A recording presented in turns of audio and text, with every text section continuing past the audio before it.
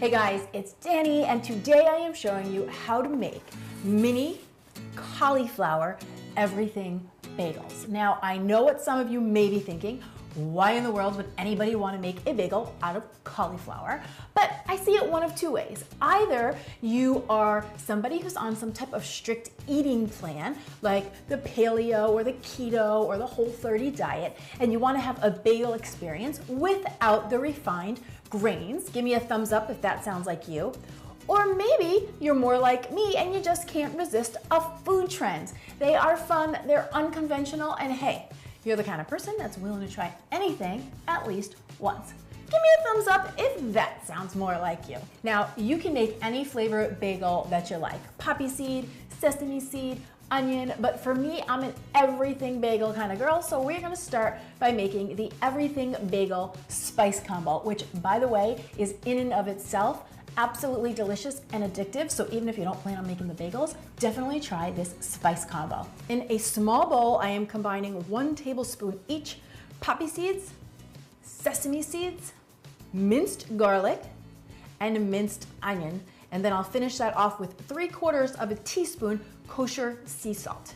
Gently give that a stir, and this spice mixture is ready to go. Now, you're not going to use all of this mixture for this recipe, so I like to store it right in an airtight container. A little mason jar like this is perfect, and then you can keep it right along with your spices for the next time you want to add a lot of flavor to a simple dish. Think avocado toast on top of scrambled eggs, tossed into your salad, lots of different options. Now, for my bagels, my oven is preheating at 400 degrees, and I've got a rimmed baking sheet lined with some parchment paper so nobody sticks. You're gonna need 3 cups of packed cauliflower rice, which is the equivalent of 600 grams or 21 ounces. I'm just gonna break the cauliflower into florets and run it through my food processor. Now, you may need to work in batches depending on how big your processor is, but this is what you're going for here. This very, very fine rice-like consistency. Once I've got all my cauliflower in the bowl and ready to go, I'm adding a pinch of salt, a 1/4 teaspoon of garlic powder, 2 beaten eggs, 2 tablespoons of almond flour, and 2 tablespoons of coconut flour.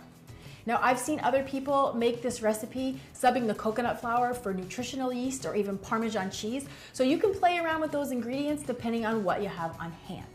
Then I'm just gonna stir this all together, and it's time to make the bagels. So I just wanna note here, unlike cauliflower pizza, every recipe I researched for cauliflower bagels and rolls, nobody recommended straining the water off of the cauliflower. So I did not do that. But I do find that once you take a little bit of cauliflower in your hand, what I'm gonna turn into a bagel here, right? I find it helpful to then just gently squeeze any excess liquid off of it. This helps it to bind together a little bit better. Then from here, I just free form it into like a bun.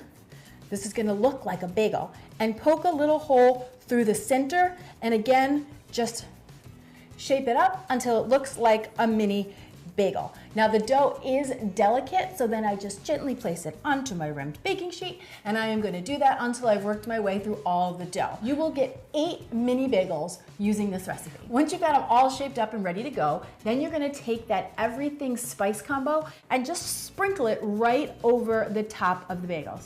This really makes it look like a bagel. Check that out. And then I go back around with a spoon and just gently tap the top to make sure that that spice combo adheres to our bagel. Pop this into the oven for 30 minutes until the bagels are set through and golden brown.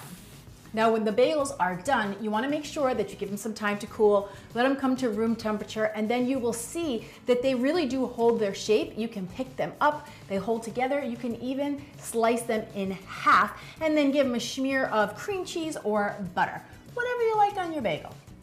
The flavor is delicious. Really what I'm getting is that everything bagel spice combo flavor with an underlying hint of garlic. However, the texture is definitely not like a traditional bagel. These are very light, they're a little bit moist and almost spongy. So the question remains, should you try this recipe at home?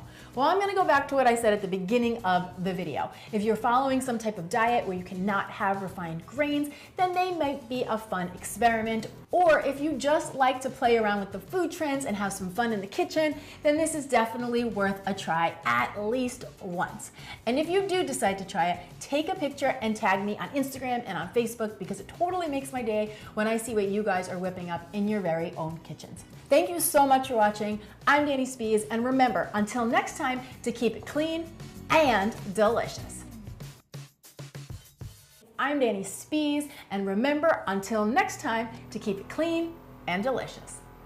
To keep it clean and delicious. Until next time, to keep it clean and delicious. To keep it clean and delicious. Boop. Thank you guys so much for watching. I'm Dani Spies, and I will see you back here next time with some more clean and deliciousness.